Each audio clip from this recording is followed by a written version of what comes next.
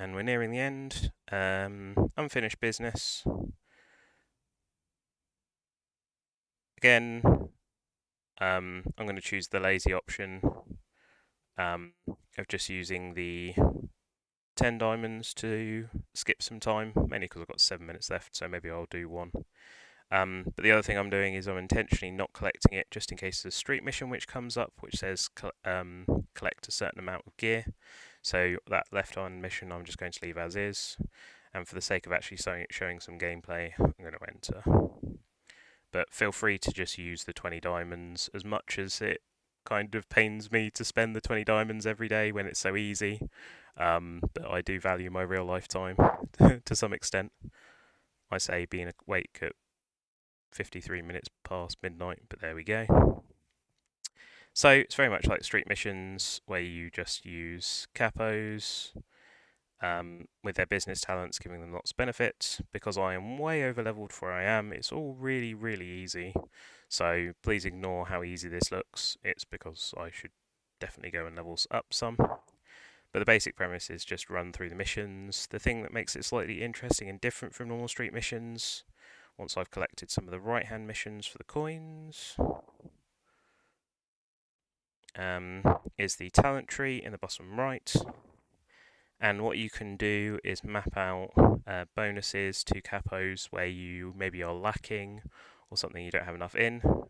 Generally speaking, the hardest mission is the very last building and is normally the cash mission. So what I suggest you do, if you're struggling with this kind of thing, is probably means you've leveled up too quickly.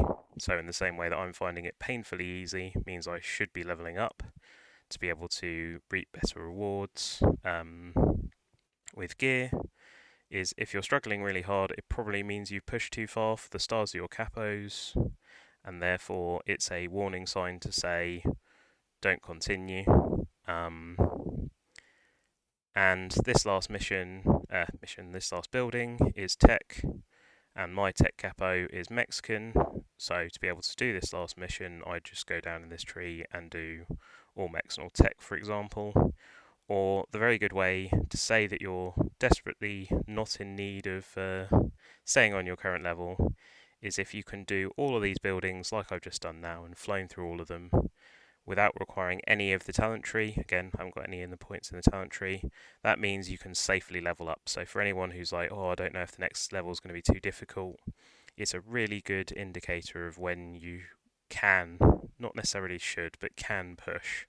When I say that I should, it's because I've been, this is my second account. I've done this all before once, so I have a reasonable idea of where I should be and what I can do and where I can push the limits. So I say I should do it because I think I know roughly what I'm doing, more so than other people who don't feel the need to push.